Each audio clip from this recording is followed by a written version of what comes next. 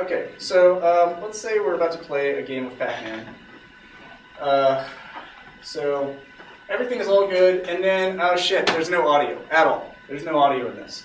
So looking at it right now, visually playing, can you tell me what you're supposed to be doing if you were just an ignorant person just playing this game? You didn't hear any audio, you didn't know what was going on. Would you know inherently what to do?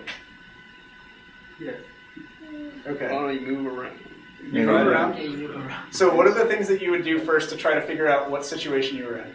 How do you know that? Press the arrow keys.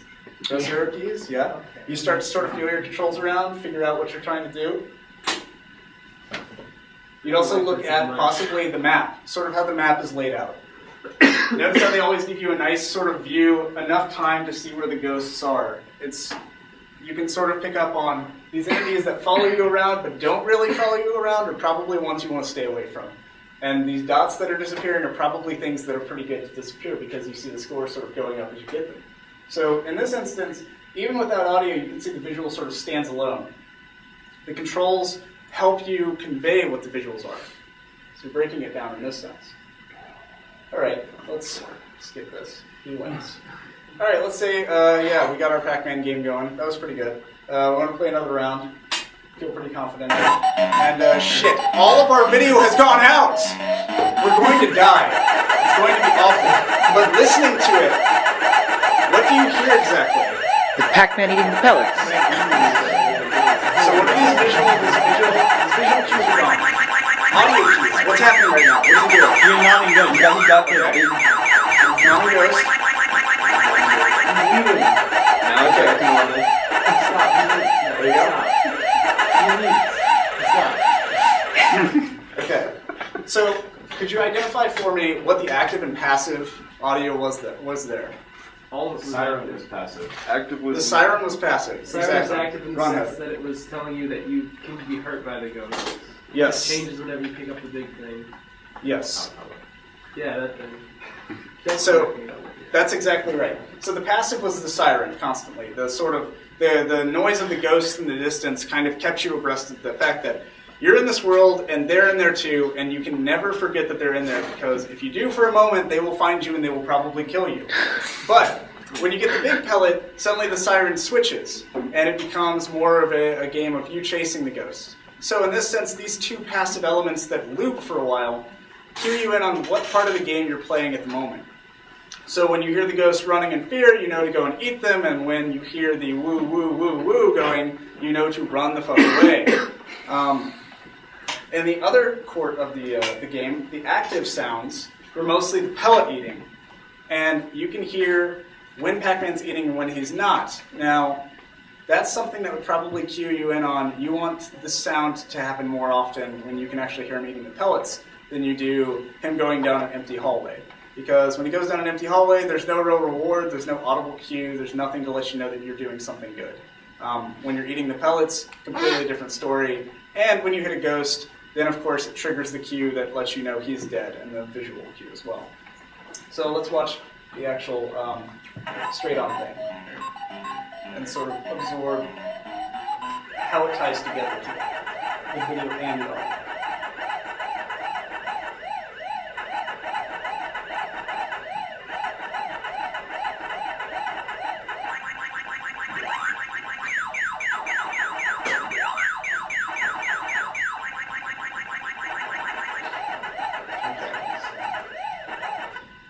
Yeah, this guy goes on to like beat it with one life. Yeah, whatever. Okay. But you basically get to see right there just how those two things tie in and tell you when to switch gears in the game and when to play certain parts of it. And you can see what the designers kind of wanted you to experience in terms of the game itself. Now, Pac-Man isn't really as deep and complex as most games are today. It still has very challenging mechanics, though. I will not undermine that. But a game like maybe Uncharted 3, let's say, has very complex graphics. And as the game gets more complex, it becomes a little bit more difficult to render real life without making it seem staged in many ways. When you want to make a game look really realistic, a lot of things have to be randomly placed and sort of, you have to go out and take pictures of streets and things like that. But you also want to lead your player through the level. You want to lead them through wherever you've designed. And you don't want to make it too obvious. So let's take a look at Uncharted 3. and how this particular segment. Please don't let that have been a mirage.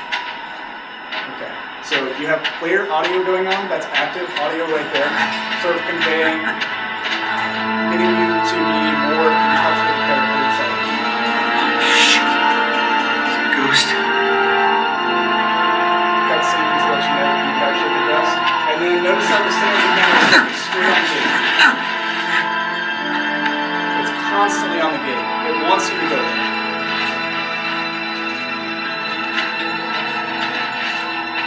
Let's check it. At least it's real.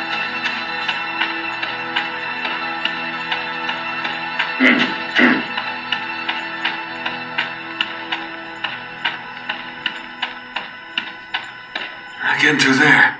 And I'll then find another way. they use audio cues to direct you in another way. And what's the closest place that you could actually look? Sure, There's a sure. big gaping hole in the building that's been torn down.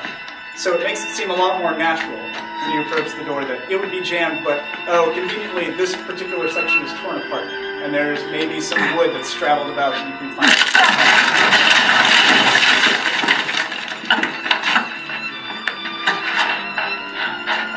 Didn't need that.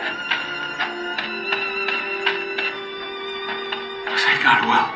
Okay.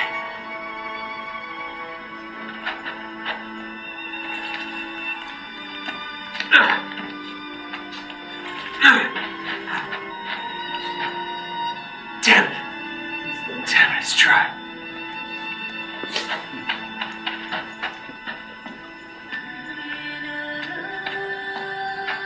Here we go.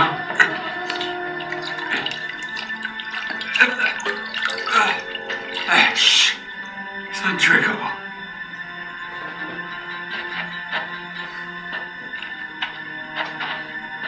Okay, don't give up.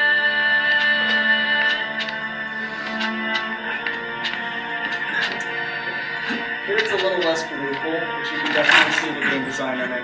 All of the sort of white paneling for you to find out. And then the camera switch that sort of leads you through these particular sections in There's there. gotta be something useful here. And the constant use of audio to sort of reaffirm what you're trying to do, remind you of your goals.